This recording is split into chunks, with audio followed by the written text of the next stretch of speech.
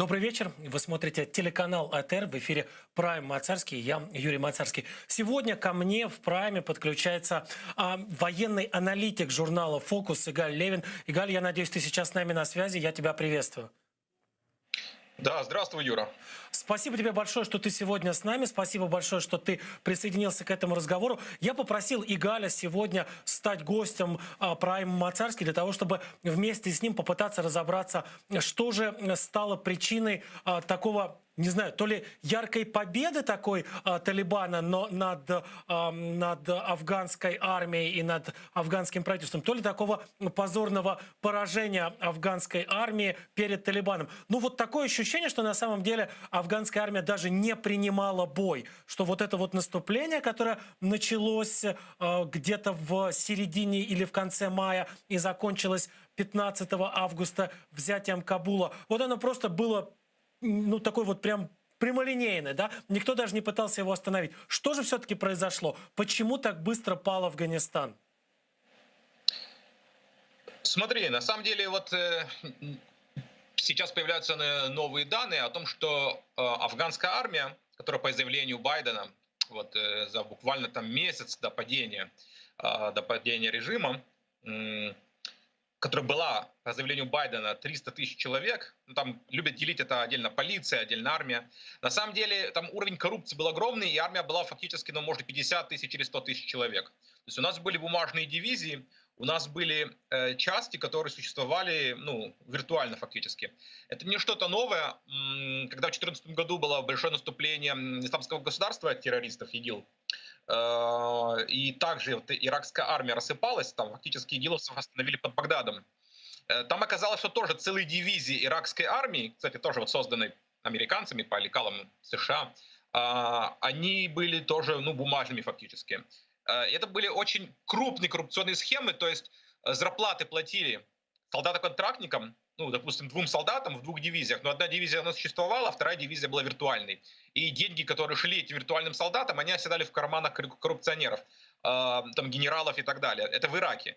Я почти уверен, что похожие схемы были и в Афганистане. То есть у нас просто действительно были целые части, которых не существовало в реале.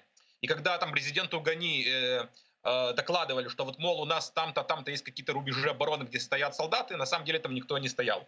Вот. Это одна из таких вот важных причин, почему армия рассыпалась. По сути, много где армии-то и не было кому рассыпаться. Ты знаешь, все это напоминает... Помнишь фильм «Бункер», где сидел Гитлер в последние дни существования Третьего рейха и рассчитывал на какие-то армии, которых уже в реальности не существовало? И все время ожидал, что они откуда-то придут из Баварии, с Альп и так далее. Что-то похожее вот прямо сейчас мы наблюдаем, что называется, в прямом эфире? Ну, ситуация была похожая. Я почти уверен, что действительно там руководили частями, которые уже не существовали или вообще не существовали изначально, как я уже и говорил, это были коррупционные схемы. И это работало как эффект домино. То есть у нас какие-то военные части, которые действительно сражались, и я читал отчеты солдат с поля боя, которые действительно держали оборону, храбро сражались, командиры, но они видели, что на других участках фронта, на других боевых участках все разваливается, проваливается. Это создавало общую атмосферу дезинтеграции, общую атмосферу провала, общую атмосферу предательства. То есть не было ощущения, что тебя поддерживают. Один из командиров писал, что, точнее, один из солдат писал, что они долго сражались, ждали какой-то поддержки, но поддержки не было ни авиа, ни логистической, ни снабжения. В конечном итоге командиры сказали этим солдатам: ну, нам нечего больше вам предложить, расходитесь по домам. Ну, потому что чувствовали себя брошенными, чувствовали, что центральное правительство их бросило. И если мы это все множим на вот тот момент страшной коррупции и несуществования целых воинских частей, у нас получается общая система вот такая, которая, ну, даже не на глиняных ногах, а это действительно какой-то вот, ну, домик из карт, который можно просто легко было дунуть на него фактически, и он рассыпался. А как так выходит, что, смотри, американцы утверждают, что последние, ну, как минимум 5 лет, а то, наверное, и больше, их присутствие военное в Афганистане ограничивалось какой-то локальной помощью, какие-то инструкторы, может быть, там какие-то точечные налеты авиации, а вот, что называется, на земле воевала афганская армия и афганские спецслужбы против Талибана, против ИГИЛа, против любых других группировок. Что же получается, американцы все это время не видели, что та армия, которая построена ими и на их деньги, на самом деле не боеспособная? Как это происходило? Ну, смотри, я начну сразу с конспирологии. Есть конспирологические такие позиции, что США, конечно же, понимали, что все рассыпется. То есть эти логические рассуждения, они исходят из той мысли, что если вот мы с тобой, да, вот ты, я это понимаем, и понимали еще, скажем, летом, то Пентагон с его разведданными, с его всевозможной там статистикой и так далее понимал это тем более. То есть в США понимали и знали, что фактически отдают Афганистан талибам. Вот. Но это такие отчасти конспирологические заявления. На самом деле, как мне кажется, все намного банальнее. Афганская армия была заточена на работу вместе с армией США. Например, опять же, та же логистика. У нас было более 200 точек редутов, которые удерживало афганское правительство. Снабжение этих точек происходило с помощью вертолетов США. Это ведь не только просто вертолеты, машины. Это и разведка, это и операторы, это и системы связи. То есть снабжать эти 200 укрепленных точек было намного проще, когда у нас была там одна из самых богатых и одна из самых сильных военных группировок в мире. Когда американцы перестали это делать, начали сворачивать свои силы, причем стремительно сворачивать. Мы же помним, как они сворачивались с той же базы Баграм, например, моментально, в ночь улетели. У нас получилась ситуация, что те немногочисленные ВВС, которые намного были хуже оснащены, несравнимо даже хуже оснащены, не имеющих тех инструментов связи и разведки, которые были в США, не могли поддерживать такое большое количество укрепленных точек. Теперь, это, опять же, более 200, которые могли снабжаться только по воздуху, так как это горы. У нас там не было ни дорог, ничего, а эти горы контролируют сельская местность, это талибы контролировали. То есть только по воздуху. И когда начали сыпаться и эти укрепленные точки, талибы начали их захватывать, это создавало общую атмосферу в армии полного провала, то, что все рассыпается. Представим себе молодого командира, опять же, полевого командира, какого-нибудь лейтенанта, капитана на фронте, который постоянно приходит ему сообщение: сегодня 10 укрепленных точек потеряно, завтра еще 15 он слышит, послезавтра еще 20. Для него есть ощущение, что все брошено, все потеряно, все рассыпается. Естественно, это все работало в конечном итоге на дальнейший развал, как цепная реакция. То есть в военном искусстве, опять же, классически, традиционно, потери там, от 10 до 15% у боевой части дальше приводит к энтропии, развалу полностью всей этой части. То есть она теряет свою боеспособность. То есть если у нас, допустим, рота теряет там 10-15%, дальше она становится не боеспособной. То же самое касается батальона и так далее. Но это классическая, опять же, военная там теория. На самом деле сегодня немножко эти цифры меняются. Но если мы рассматриваем всю армию Афганистана, то мы видим, что вот там потери, развалы, скажем, 10, 15, 20, 30%. Вот. Я не дохожу до половины еще. Но есть ощущение, все в армии знают, что вот эти части мы теряем, вот эти 20-30%, да. Это создает ощущение полного краха и разрухи. То есть у молодых командиров нет мотивации стоять, защищать. Потому что они понимают, что вот как вчера пали вот эти редуты, сегодня падет и их редут, придут талибы и захватят. И никто не придет им помочь, никто не прилетит, никто не спасет. Потому что, опять же, армия была заточена на работу вместе с армией США. Опять с поддержкой логистической, информационной, разведка, связь. Это очень важно. На войне решает координация, связь, логистика и разведка. Это самые важные вещи. То есть не оружие, не важно, какие там крутые вертолеты или хорошие винтовки, или насколько хорошие там, не знаю, снаряжение у солдат. А решают именно системы. Если эти системы коллапсирует и вся армия. А мы видим, что все эти системы были завязаны очень плотно на США. Теперь другой вопрос, насколько США это понимали и не понимали. Первый момент. Очевидно, что понимали. Я думаю, все-таки в Пентагоне сидят люди умнее, чем мы. Второе. Нужно понимать, это политическое решение. И уйти, не уходя, невозможно. Ведь что-то похожее произошло в Израиле и в Ливане. В 2000 году Израиль ушел почти после 20 лет оккупации юга Ливана. он ушел из Ливана. Ушел буквально тоже за считанные часы фактически. Это не была какая-то большая подготовка. На юге Ливана было правительство, которое создало, Израиля было создано, прокси фактически. Это такая вот и армия. Называлась армия Южного Ливана, Цадаль. Она тоже рассыпалась. В течение 20 лет она строилась с Израилем. Она рассыпалась буквально за сутки, и бойцы Цадаля сбежали тоже в Израиль. Так вот, разве правительство и командование армии Израиля не понимало, что Цадаль рассыпется? Разве они не понимали, что Хизбалла моментально займет юг Ливана? Конечно, они все понимали. Но невозможно было уйти из Ливана, не уходя.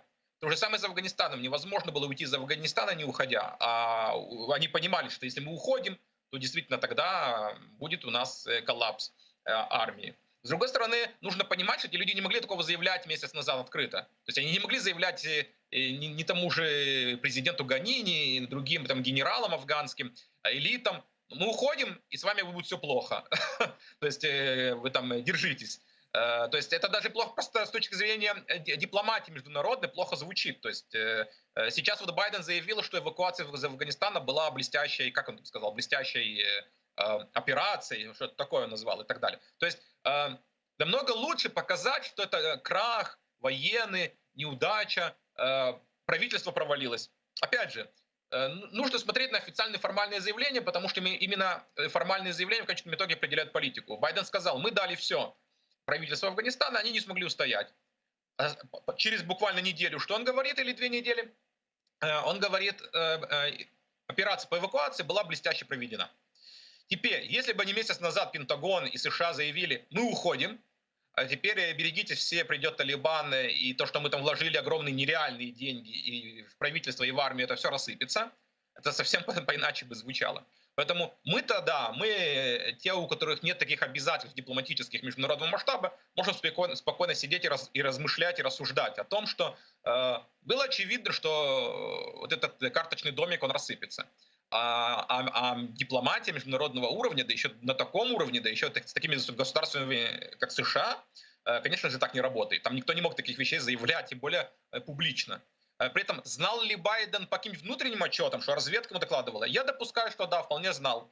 Что на самом деле говорил одно, что у них там есть армия, 300 тысяч человек и так далее. А на самом деле знал, что у них там не 300 тысяч человек, и на самом деле шансов у них немного.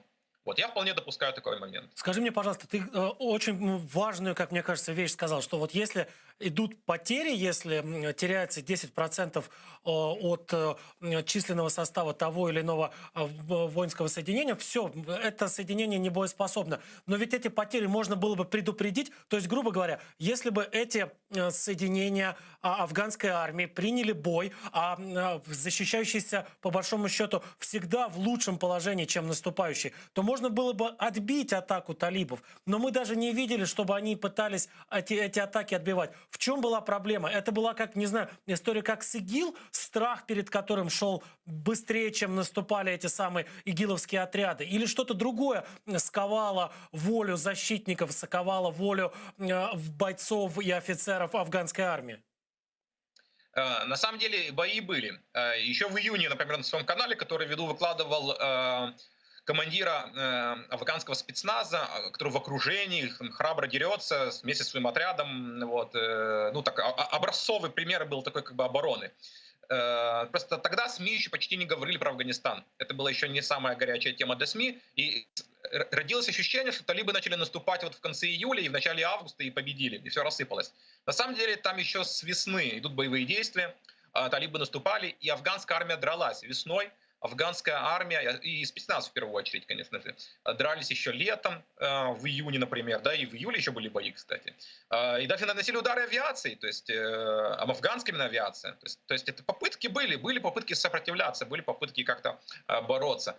Да, опять же, в июне или, по-моему, и раньше были даже кадры, афганская армия, не США, снимала, как они наносят самолетами удары по частям талибов. То есть как раз сражение, сопротивление было. Это было. Но я еще раз повторю, невозможно в горной стране, где ужасная сеть дорог, там буквально там у тебя одна трасса, если ты ее перекрыл, тебя там перекрываешь четверть страны, где вот ужасное просто снабжение, и оно происходило по воздуху вертолетами. Невозможно без сильной логистической воздушной такой части поддерживать эти укрепления, редуты и так далее. Вот. Это более чем очевидно. Поэтому можно сколько угодно сопротивляться, но режим будет предсказуем. Результат будет предсказуем, особенно учитывая, что талибы пользовались поддержкой сельского населения, ну и, возможно, кстати, части городов. Ну, по крайней мере, мы мало видим сопротивления в городах, хотя оно есть. Вот. Ну, его просто жестко подавляли. Там же люди выходили на сопротивление, их расстреляли. Вот. Но когда сельское население, которое пользуется, движение, которое пользуется поддержкой сельского населения, то сложно очень удерживать такие в глуши, где-то в горах точки, военные точки. Скажи мне, пожалуйста, но ведь у талибов тоже не было какой-то серьезной развитой логистики. До недавнего времени у них не было никакой авиации. И тем не менее, они без современной логистики, я так подозреваю, с не самыми современными средствами связи, часто с каким-то кустарным вооружением взяли и победили вооруженную американцами, подготовленную американцами армию. Пускай даже она была не 300 тысяч, а там 70 или там 50 тысяч, но все равно это было примерно равные силы. Ну, причем, все-таки, как мы уже говорили, талибы были скажем так, в худшем положении, потому что они были наступающими. Как же им удалось без авиации, без современных средств связи, без развитого какого-то снабжения, без понятной логистики все это сделать? На что они опирались в этом своем наступлении? Тут есть несколько моментов. Смотри, во-первых, вот это правило из военного искусства там, о 10-15, ну, опять же, сегодня есть цифра 30%, оно релевантно только к военной структуре четкой, именно регулярной армии. То есть когда у нас есть структура, когда ты, допустим, как солдат, знаешь, что над тобой есть командир, есть цепочка командования, над ним есть другой командир, у вас есть регламент, у вас есть устав и у вас есть протоколы. Например, ты должен утром встать, должен пойти на дежурство, столько-то часов, закончить, вернуться, получить новый боекомплект, получить свой обед, получить медицинское обеспечение, пойти спать, опять проснуться и так далее. Талибы — это такое партизанское народное движение без какого-то регламента. То есть это люди буквально в тапках были с автоматами, там это правило уже не работает, потому что там отряд может быть в 100 человек, который где-то понес потери, и сразу с сел потянулись еще люди, там еще человек 50. Там нет регламента, там нет протоколов никаких. Тогда на то время. Сейчас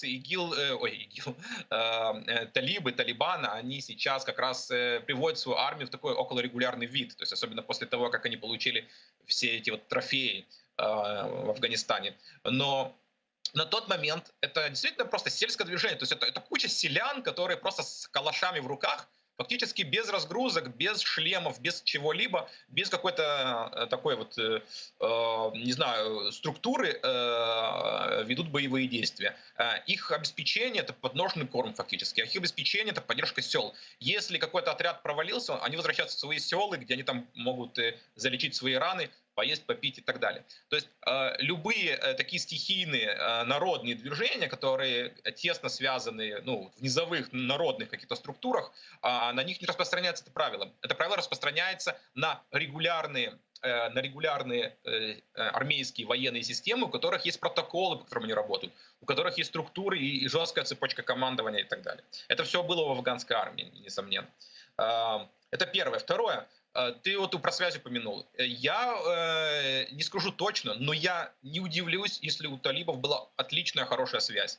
Потому что сегодня, в 21 веке, легко наладить хорошую связь на таком тактическом уровне между командирами и так далее. Нет, извини, что я тебя перебиваю. Я просто имел в виду, что у американцев, у их союзников наверняка и были, и активно использовались, например, системы спутниковой связи, которая позволяет вообще с любой точкой связаться моментально по шифрованному каналу, передать важные, нужные сообщения и таким образом координировать весь театр военных действий. Не какие-то сиюминутные проблемы решать, а действительно координировать на карте буквально всего региона положение сил. Я так понимаю, что у талибов-то нет и никогда не было, и вряд ли когда-нибудь появится возможность присоединиться к такой глобальной системе спутниковой связи.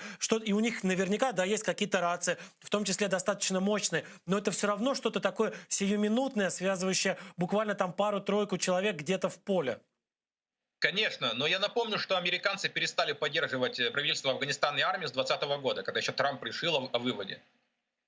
Не только, опять же, те же пресловутые вертолеты, которыми и ВВС, да, координация, когда поддерживали эти вот 200 укрепленных точек по Афганистану.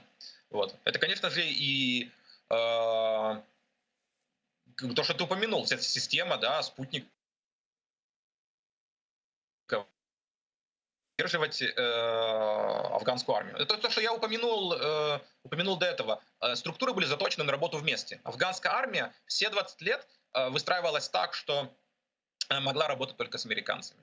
Она не могла работать в одиночку. И мы это вот хорошо увидели. То есть американская администрация, американское командование были тем ядром, вокруг которого строилась афганская армия. Я правильно понимаю? А была ли возможность, была ли какая-то, я не знаю, как в фильме про Индиана Джонса, вытащить это ядро и быстро что-нибудь новое туда поставить так, чтобы эта структура не развалилась? И если была такая возможность, почему ей не воспользовались? Не воспользовался кто? Не знаю, американцы, афганцы, может быть, кто-то еще, кто-то из... Американцы хотели уходить из Афганистана, они это сделали. То есть вот сейчас американцев ругают за то, что вот как-то они поступили неправильно или так далее. Но если мы смотрим на политические решения, война — это всегда продолжение политики насильственными методами. Их политическое решение было уйти из Афганистана, они ушли. Ну, то есть, по сути, они выполнили то, что хотели. То есть, если бы они не хотели уходить, допустим, их программа была бы все равно там остаться и развивать демократию с правительством, и вот у них провалилось бы это, тогда да, можно было сказать, что вот вы проиграли. Они же никому ничего не обещали. Они так сказали: мы уходим полностью. То есть, полностью, не частично, как из севера Сирии Трамп вывел часть войск, а часть войск оставил дальше, там, на севере Сирии.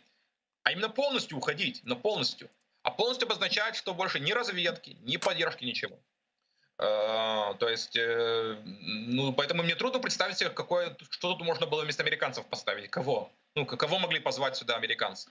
Тем более на таком уровне. Это же был огромный уровень, огромное количество влитых денег. И это, опять же, интеграция с военными возможностями США. То есть, смотри, у нас за всю войну, 20 лет, основные потери, которые были, это в основном афганская армия. Они потеряли что-то 70 тысяч человек, если я не ошибаюсь, за все это время. Это огромные потери. То есть все эти 20 лет они отчаянно и яро воевали с талибами. То есть там была довольно жесткая война, то есть на десятки тысяч убитых. Когда талибы где-то действительно могли развивать свой успех, а мы знаем, что они 5 лет назад, например, захватывали Кундуз город, например, они захватили и ушли с него. Просто демонстративно захватили. Вот. Так вот, если где-то талибы, у них развивался успех, США поднимала всю свою мощь, опять же, вся эта разведка, координация, да, все эти вот спутниковые, как ты вот говорил, связи не только, вот, наносили удар, концентрированный удар, там не только беспилотниками, всем там поднимали эти Б-52, бомбардировщики и так далее, вот, и загоняли талибов обратно в села и в горы. После того, как в 2020 году США перестали это делать, афганская армия осталась сама один на один с талибами. А дальше произошло то, что я рассказал. У нас цепная реакция. Вот. У нас страна со сложной логистикой, у нас страна, где была целая куча вот таких вот точек, у нас страна, где у нас было много виртуальных каких-то бумажных дивизий, и которые сражались, я еще раз говорю, что те части, которые были еще весной и в начале лета, они сражались, а где-то даже отчаянно сражались. Но, опять же, вспоминая вот это правило, деструкции структур военных, на каком-то этапе вся система начала сыпаться, когда начали видеть, что нет смысла защищаться, потому что у нас точка за точкой, редут за редут, там укрепление за укреплений сдают талибам. Опять же, почему сдают? Возвращаемся обратно. Опять же, снабжение, логистика, разведка и связь. То есть у нас все это взаимосвязано оказалось вместе. Неважно, насколько мог быть храбрым тот или иной командир там, спецназа, который сражался или где-то боролся или так далее. Вот. Структурно это никак не влияет на развал всей армии. Более того, там же была попытка подготовки обороны Кабула. Я почти уверен, что часть там частей военных, которые должны были защищать Кабул, они тоже оказались бумажными на самом деле. Потому что кто-то сбежал уже заранее. Наиболее, скажем, дальновидные, хитрые, у которых вот чутье развито, военачальники позбегали заранее, да, чтобы не было такой ситуации, что они будут где-то там в аэропорту, да, там вся привязывается к самолетам. Не у всех же была такая привилегия, как, опять же, у президента, который просто сел в бизнес-джет и улетел. Поэтому я почти уверен, что очень многие кадры заранее уже сбегали. Вот. Ну, просто понимая, что уход американцев — это не блеф. Они действительно ушли, и действительно уходят. И их просто бросают и оставляют. Кстати, это не просто какие-то мои домыслы. Есть свидетельства еще с прошлого года, 2020 года, что элиты афганские не верили, что американцы уходят. То есть за эти 20 лет образовалась настолько тесная связь между правительством Афганистана и США, что генералы, чиновники, министры и так далее не верили, что это произойдет. И, кстати, вот к вопросу о том, что многие толковые кадры заранее сбежали, ну, возьмем, к примеру, вот летчица, военная летчица афганская, первая там, ее пиарили как первую афганскую женщину боевого летчика и так далее. Она же еще, ну, еще до падения Кабула, она уже была на территории США. Почему военная летчица не сидела в этих самолетах, вот этот вот ударных штурмовиках, которые сейчас захватывают талибы, и не наносила отчаянно удары по талибам, которые вот брали Кабул, наступали и так далее. Вот. Нет, она уже была на территории США, по-моему, за неделю или даже за несколько недель до взятия. То есть многие, у кого было развито чутье и понимали, к чему это все ведет, они уже сбегали. И, естественно, это только работало только на дальнейший и еще быстрый развал. Те, кто не сбежали, бойцы и командиры частей афганской армии, которые не сбежали, которые остались в Афганистане, которые сдались в плен талибов. Что их ждет? Какова их дальнейшая судьба? Они вольются в новые структуры силовые, которые будут созданы талибами или которые уже создаются талибами. Они отправятся в тюрьмы, они будут казнены, их ждет изгнание, их ждет позоры. Что с ними будет дальше? Смотри, кого-то уже казнили, как мы видели, начальников полиции расстреливали где-то в регионах, вот, в регионах, в городах, не в Кабуле, ну, в других городах более мелких. Уже нас доходили там видео, какие-то кадры о том, что особенно ну, с силовиками, особенно с руководством силовиков уже расправляются. Ну, это вполне ожидаемо, это, в принципе, происходит в любых как бы революциях или переворотах и так далее. С другой стороны, естественно, талибы нуждаются в техническом персонале, в компетентных людях. Мы видим, что у талибов получается поднимать в воздух вертолеты, которые они захватывают. Вот буквально сегодня я видел очередное видео, где талибы подняли вертолет. Ну, наверное, все-таки управлять американскими вертолетами учатся не в селах, как бы афганских. Все-таки это пилоты, которые обучались и которые вот перешли на сторону Афганистана, на сторону талибов. Ну, сейчас уже фактически Афганистана под управлением Талибана. Талибы очень прагматичное движение, которое максимально попытается, оно уже это делает, интегрировать в себя медицинский, научный, технический, управленческий персонал, который есть в стране. Ну, примерно так, как в свое время сделали большевики, которые и царских специалистов, кстати, и всевозможных технарей, ну и военных там генералов и офицеров интегрировали в свои структуры, когда создавали свое вот государство в начале 20-х годов. То есть это везде происходит на самом деле. Поэтому талибы прагматики, талибы политики, естественно, ненавистных каких-нибудь там лидеров, командиров, вышестоящих каких-нибудь, опять же, чиновников, особенно те, которые были там известны с репутацией коррупционеров, палачей и так далее. Их, естественно, или там посадят на пожизненное, или вообще расстреляют, убьют, казнят фактически. Вот. А остальную массу персонала, кто не сбежал или не пытался сбежать, или не сел на дно, они пытаются максимально интегрировать. И они уже это делают, как мы видим. Скажи мне, пожалуйста, вот эти вот огромные запасы оружия, доставшиеся от афганской армии, от американской армии, от других контингентов, которые там присутствовали. Ты так вкратце сегодня уже о них упомянул, о том, что вот и вертолеты у них и хаммеры есть, у них сотни тысяч новых винтовок и десятки тысяч пулеметов, невообразимое количество транспортных средств, вообще чего только у них теперь нет. Для чего все это будет использовано и будет ли это все использовано? Или проще это будет куда-нибудь продать на каком-нибудь пакистанском рынке черном для того, чтобы полученные деньги пустить на что-то более понятное, что-то более привычное для талибов? Это хороший вопрос на самом деле. Талибы уже издавали указ о том, что нужно всю свою вот армию, в кавычках армию, привести в какой-то ну вот, регулярный, какой-то упорядоченный вид. Но нужно понимать, что движение талибов неоднородное, оно не монолитное. То есть там есть много группировок, много есть всяких отрядов, есть пропакистанское крыло, есть крыло не пропакистанское и так далее. В хаосе, который сейчас, особенно был, который несколько недель назад, можно не сомневаться, что очень много всевозможных вооружений попало на черные рынки, конечно, куда-то ушло. Местные какие-нибудь вожди, местные командиры полевые, какие-нибудь варлорды и так далее. Естественно, они ну, не прочь были поживиться. Ну, например, мы видели, как талибы захватили американские БПЛА-дроны.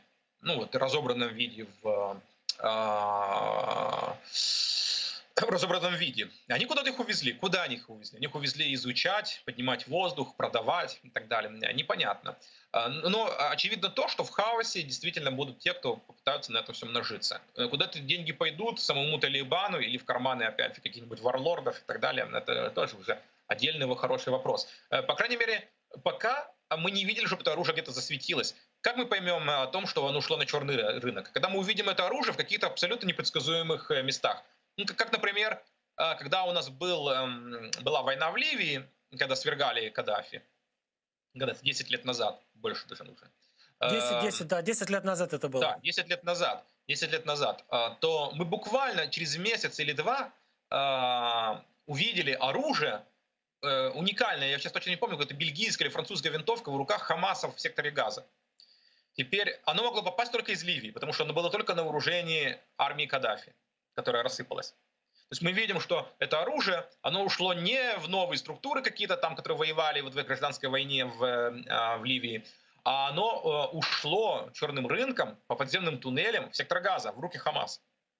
То есть мы вот, это как бы фотофакт, то, что называется. То есть мы увидели эти винтовки и поняли, что туда попало. Когда мы увидим какие-нибудь, например, отряд каких-нибудь опять в Азии, каких-нибудь там игиловцев или, не знаю, каких-нибудь маоистских повстанцев где-нибудь там около Непали и так далее, которые будут 100 человек босые в джунглях, но с прибором ночного видения все 100 человек. Ну и вот более чем очевидно будет, откуда взялись эти приборы ночного видения, откуда они пришли, из какого рынка, из какой страны. То есть пока мы такого не наблюдаем. Скажи мне, пожалуйста, а вот то оружие, с помощью которого талибы и взяли власть, ведь нужно было вооружить десятки тысяч человек, ведь их нужно было дать каждому. Это же не просто винтовка или не просто пулемет, это же нужно большой запас патронов иметь на случай затяжной войны. Откуда все это у талибов? За счет чего и чем они вооружили десятки тысяч своих бойцов после 20 лет войны, после 20 лет фактически блокады, где они сидели заперты где-то в горах? Ну, понятно, что был Пакистан, понятно, что в Пакистан многие из них так или иначе попадали, но ведь там тоже не так-то просто взять и оружие закупить для такого количества людей. Да, несомненно. Но это с одной стороны, смешно, с другой стороны, это факт.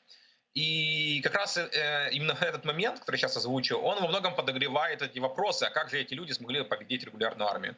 Там фактически боевик Талибана, это был, опять же, вот местный житель в гражданской одежде, вооруженный калашом, каким-то не самого первого вот, производства там и качества, китайский еще калаш, фактически без боекомплекта. Там, в лучшем случае у него было еще пару магазинов в своей гражданской, в этой своей, да, балдахине, да, где-то там запихнут в карман. То есть у них не было даже разгрузок, у них не было обуви, они там иногда босиком, но были фотографии, где они воюют босиком.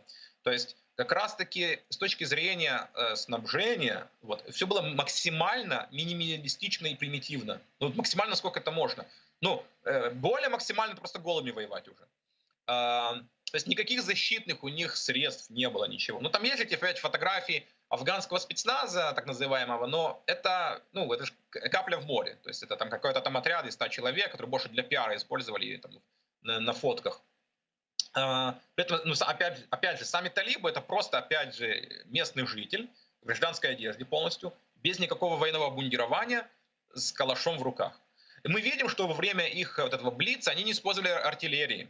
Они не использовали каких-то вот таких сложных систем, а, перемещались они по дорогам быстро очень за счет сколько даже не пикапов этих пресловутых техничек, а мотоциклах. То есть у них были огромные большие отряды людей на мотоциклах, на гражданских мотоциклах. То есть, ну, ты захватываешь город с бензоколонками, бензовозами, вот, и все, это все, что тебе надо. Такая армия держится на подножном корме. Конечно же, такую армию, это даже ну, в кавычках армию, такую партизанскую, любая регулярная армия, которая организована, у которой есть воля сражаться, ну, разобьет. Это как бы нет сомнения. Вот. Но это опять нас отсылает к тому, что афганская армия была страшно коррумпирована и просто рассыпалась, как, опять же, по эффекту домино. Когда у нас сыпались одни звенья, потом рассыпались следующие звенья. Немотивированная армия, да, то есть кто-то же из американских чиновников сказал о том, что мы можем покупать ракеты, можем покупать для наших союзников самолеты, танки и так далее, но мы не можем купить для них желание воевать и волю к победе. Скажи мне, пожалуйста, а что с антиталибским сопротивлением? Насколько те силы, которые собираются бросить вызов Талибану, те силы, которые заявляют о готовности освободить от талибов Афганистан, насколько они серьезны и насколько вообще можно всерьез относиться к такого рода обещаниям? Ну, смотри, речь идет о... Так, О Северном речь идет о... альянсе в первую очередь. Ну да, так называемый возрожденный Северный альянс, Альянс 2.0, паншерское сопротивление, которое организуется вокруг Масуда-младшего сына, да, Ахмад Масуда, паншерского льва знаменитого. По разным оценкам, это от 8 тысяч до 10 тысяч человек, бойцов. Сам Масуд-младший находится там, в этом ущелье. Это очень хорошая местность для обороны, фактически такая крепость, окруженная, ну, скалами, горами, причем горами голыми. То есть по ним невозможно там под прикрытием растительности пробраться, как это, например, было в Карабахе. В Карабахе, что интересно, там горы покрытые растительностью, и афганские солдаты и спецназ использовали эту растительность для того, чтобы подходить близко к очень армянским позициям. В этом ущелье паншерском в Афганистане это голые горы, и если хорошенько наладить систему оповещания, наблюдения, то любой отряд, который будет пытаться по этим горам передвигаться, плюс-минус крупный, он будет замечен, и по нему можно открыть огонь. Въезд в эти ущелья буквально там единицы этих въездов. Если ты их блокируешь, если у тебя получается нормально держать там оборону и бои, туда никто не может пробраться. Если у врага нет тотальной доминации с воздуха. И да, талибы захватили, конечно, ВВС Афганистана, но там и ВВС относительно, конечно, скромные изначально были. То есть у нас такие вот турбовинтовые штурмовики, вот, а-ля Вторая мировая война, да, Тукана, вот эти такие бразильские. Это у нас вертолеты, в том числе вертолеты советские еще образцы всякие. Это все-таки не ударные вертолеты, какие-нибудь там Апачи американские, да, вот такое. Ну и это либо только пока так, очень, очень скромно и очень так аккуратно у них получается поднимать в воздух эти вертолеты, а самолеты так вообще, по-моему, не было еще ни одного свидетельства, чтобы талибы подняли вот боевой самолет в воздух из тех, которые они захватывают. Поэтому если нету доминации над этой долиной с воздуха, то там можно долго держать оборону. Опять же, ну, зависит от снабжения. Как заявляют, опять же, сопротивление, вот, возрождающийся Северный альянс, что они еще со времен Масуда-старшего накапливали там оружие. И я думаю, это не блеф, потому что то, что они показывают в своих фотографиях, там действительно расконсервированное старое советское оружие. То есть действительно, это какие-то действительно мы видим образцы, которые где-то в ангарах лежали, там промасленные, вот, а иногда даже и не промасленные. И они сейчас их расконсервировали и достают. Но самое главное, естественно, это боекомплект. Если их не будут снабжать с воздуха, то долго так они держаться не смогут. Так как они в полном окружении, у них нет выхода никакой из границ, чтобы можно было наладить там связь, хотя бы с черными рынками, да, какими-нибудь этими козьими тропами по горам. У нас полное окружение. Это говорит о том, что все зависит от количества у них вот боекомплекта. Скажи мне, пожалуйста, а кто может организовать вот этот вот воздушный лифт? И вообще есть кто-то, какая-то потенциальная страна или какой-то потенциальный игрок, который смогут в теории обеспечить помощь Северному альянсу, и там с помощью, прошу прощения за тавтологию, с самолетов или с вертолетов сбрасывать боекомплект, сбрасывать необходимое оборудование, может быть, какое-то дополнительное вооружение. Америка может для этого использовать свои самолеты или свои беспилотники? Америка ушла из Афганистана. Я не думаю, что они захотят опять повторять весь сценарий. Потому что поддерживать Масуда младшего, это означает, что он там будет держаться, это означает, что мы за него отвечаем, это означает все больше и больше. Это означает, что это новые бомбардировки и новые капиталовложения. Весь этот афганский сценарий. Нужно понимать, что американцы из Афганистана ушли полностью. То есть их не интересует, что там происходит на местах. Про поддержку Масуда-младшего вот там говорили французы, непонятно, насколько это дальше разговоров пойдет. Какие-то были сообщения о том, что как раз Таджикистан вроде бы по воздуху что перебрасывал, помогал как-то или что-то такое, непонятно. Вот. Но это все такое, как бы, у нас нет каких-то фактов. Опять же, вот эти так называемые паншерские повстанцы, они же пытались, по крайней мере, точно, скорее всего, пытаются до сих пор договориться с талибами. Они, видимо, не смогли договориться. На что указывают боевые действия, которые сейчас идут. Буквально сегодня утром там какие-то большие боевые действия. С одной стороны, люди Масуда-младшего упоминают, рапортуют, что они там сотни людей убили талибов. С другой стороны, сегодня утром талибы заявили, что они там поубивали каких-то людей Масуда и смогли продвинуться где-то там, что-то там смогли захватить вроде бы. То есть, видимо, переговоры зашли в полный тупик. Скажи мне, пожалуйста, они продолжаются до сих пор. каково соотношение сторон? Если мы постараемся прикинуть, в Панширском ущелье такое-то количество бойцов антиталибского сопротивления с таким-то вооружением, с одной стороны, с другой стороны, талибы с таким-то вооружением. На чьей стороне будет скорее перевес? Все-таки это талибы будут скорее в выигрыше? Или есть шансы у Северного альянса все-таки добиться какой-то, пускай локальной, но победы? Не, у Северного альянса там, по сути, как я и сказал, от 8 до 10 тысяч человек. Но опять же, если мы верим декларативным заявлениям, может быть, там их вообще и 3000, но они заявляют, что их 8-10. Вот. А талибы в десятки тысяч, там, до сотни тысяч, может и больше. Особенно сейчас, после победы. Здесь нечего даже сравнивать. Тут перевес на стороне талибов абсолютный. В том числе логистические, то есть в том числе в оружии и даже дипломатической поддержке, потому что с талибами там разговаривают все подряд, там Россия, Лавров, там, Китай. Американцы с талибами делятся уже разведданными на фоне войны с ИГИЛ. То есть, тут нечего сравнивать. Максимум, на что могут рассчитывать люди Масуда, это нанести талибам огромные потери и вынудить их пойти на переговоры на их условиях, чтобы им дали какую-то автономию максимально широкую. Это максимум, на что они могут рассчитывать. Такая, чтобы у талибов, если и была бы победа, такая пирова победа, которая, по сути, была и не совсем-то и победой, на самом деле, им бы дали какие-нибудь там большие там права в этой автономии. Ты упомянул еще о войне против ИГИЛ. И это тоже такая антиталибская сила. Она, в принципе, против всех. Судя по заявлениям американских генералов, около 2000 активных бойцов ИГИЛ находятся на территории Афганистана. Это те люди, которые принимают участие или готовы принимать участие в боях прямо сейчас.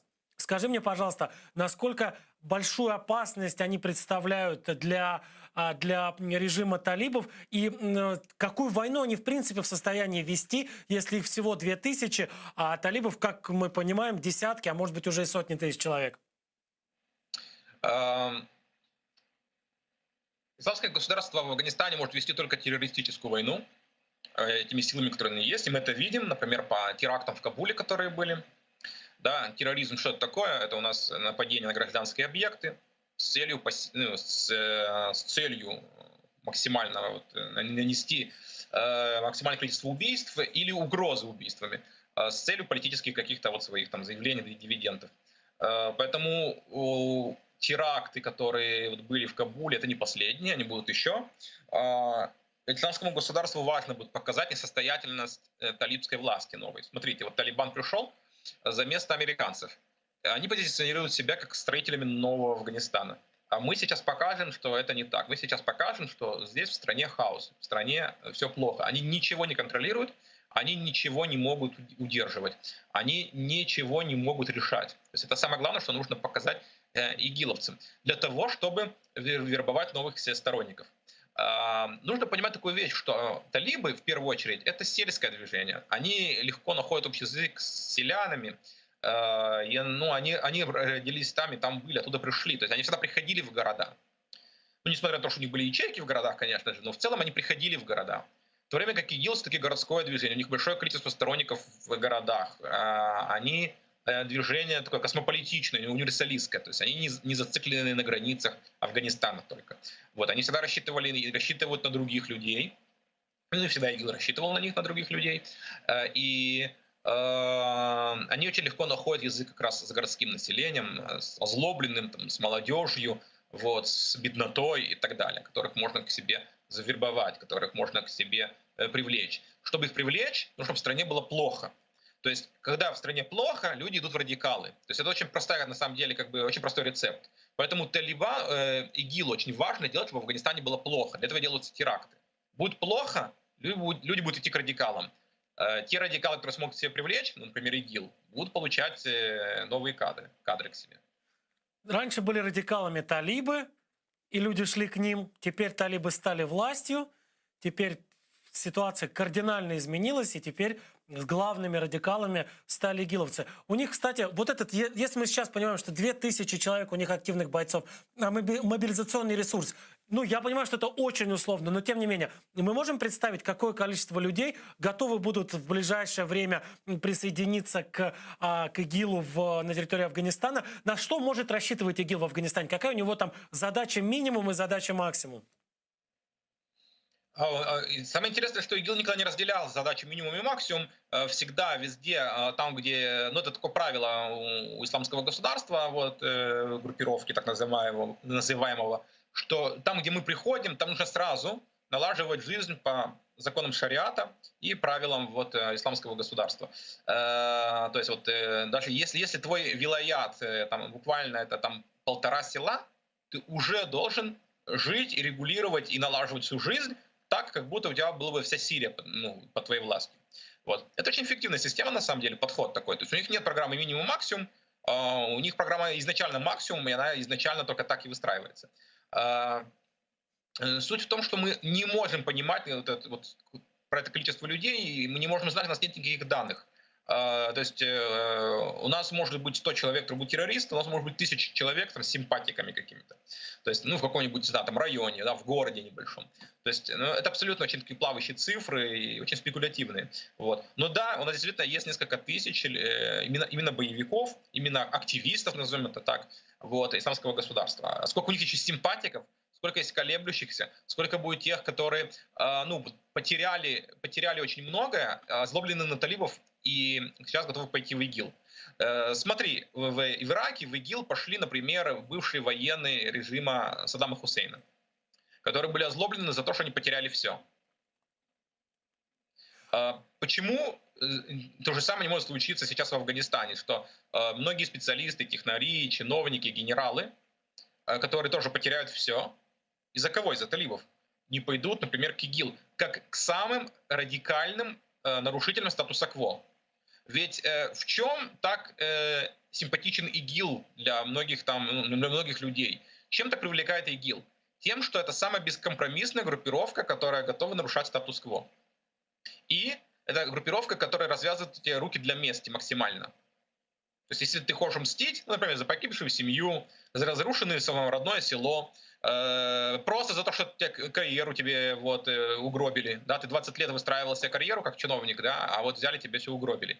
И ты лишился своего там шикарного дома и будущего там возможности стать каким-нибудь премьер-министром или президентом в Афганистане. Вот. То ИГИЛ тебе полностью развязывает в этом плане руки. Вот. Это месть и нарушение статуса кво. Вот. Это то, что привлекает, например, в исламское государство в Африке. Массово люди идут в него. Там действительно, там, опять же, СМИ об этом мало пишут, но там очень, очень масштабные бои идут с исламским государством. Скажи мне, пожалуйста, что ждет Афганистан в ближайшем будущем именно с военной точки зрения? Это будет большая гражданская война всех против всех? Или это будут какие-то такие время от времени где-то вспыхивающие точки сопротивления Талибану со стороны ИГИЛ или со стороны каких-то условно продемократических сил? Я сомневаюсь, что там произойдет какая-то крупная большая гражданская война, хотя я не отрицаю такой возможности, вот, но, скорее всего, этого не будет. Я очень скептично к этому отношусь. То есть что-то вот, ну вот за пределы противостояния ИГИЛ и Масуда-младшего вряд ли это выйдет. Не ИГИЛ, а Талибан. Талибан и Масуда-младшего.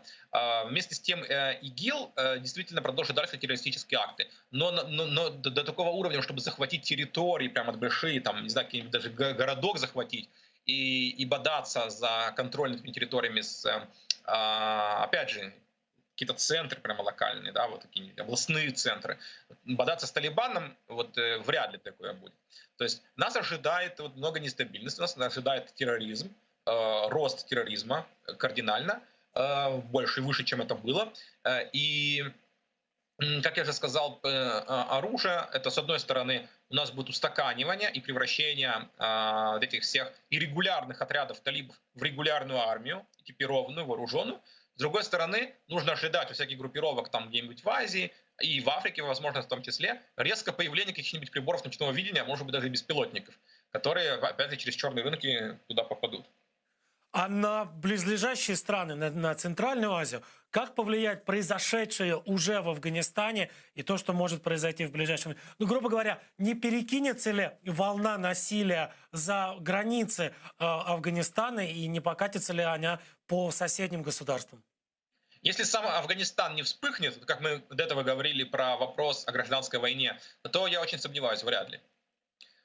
Тем более, опять же, и Китай, и Россия подсуетились на этих границах максимально там привести в какой-то там порядок вооруженные силы или какой-то контроль над ситуацией. То есть, ну, можно понять, почему, и, опять же, и Китай, и Россия так разговаривают с талибами и настолько, ну, добродушно и радостно приветствуют их. Ну, потому что им не нужно, чтобы на их заднем дворе был какой-то вот кровавый хаос, неконтролируемый. То есть таким большим государствам всегда нужно, чтобы хаос был контролируемый. А вот какая-нибудь ситуация, горная страна, богатая на ресурсы, где происходит война против всех, ну, терроризм и так далее, это ну, никому не надо на самом деле. Вот. Поэтому если не произойдет гражданской войны, то большой именно такой масштабный, то за пределы границ Афганистана это все не выйдет. То есть Талибан — это такие ребята, локализованные в Афганистане, это те Конечно. ребята, у которых нет в принципе никаких претензий на территории других стран, и нет такого серьезного интереса, ради которого они могли бы, что называется, полезть в эти самые соседние страны. По сути, это афганское движение всегда ими было. Они же свое государство сейчас называют, по сути, вот, как там, Исламские Эмираты, Афганистан. Вот, то есть, ну, у них никогда не было каких-то претензий. В отличие, опять же, того исламского государства, которые универсалистские. Если мы смотрим на их, опять же, вилаят, это же не только Афганистан, это же там пол Азии на самом деле. Спасибо тебе большое, Игаль. Я напомню, что гостем сегодняшнего Прайм Мацарский был военный аналитик журнала «Фокус» Игаль Левин. С помощью Игаля мы попытались разобраться и, как мне кажется, во многом разобрались с тем, что происходит в Афганистане, как страна и как народ Афганистана оказались в той ситуации, которую мы сейчас, что называется, в прямом эфире наблюдаем с самых разных телеканалов. И с помощью Игаля мы все-таки смогли понять, что из себя представляют те или иные силы, присутствующие в Афганистане, насколько они опасны друг для друга и для всего остального мира. Но, тем не менее, благодаря Игалю, я благодарю Игаля за то, что он присоединился к нам, но напомню, что мы так или иначе продолжим следить за тем, что происходит в Афганистане, за тем, что происходит в целом в регионе, ну и во всем остальном мире тоже. Напоминаю, это был Прайм Мацарский в эфире телеканала АТР. На этом прощаюсь. Всего хорошего. До свидания.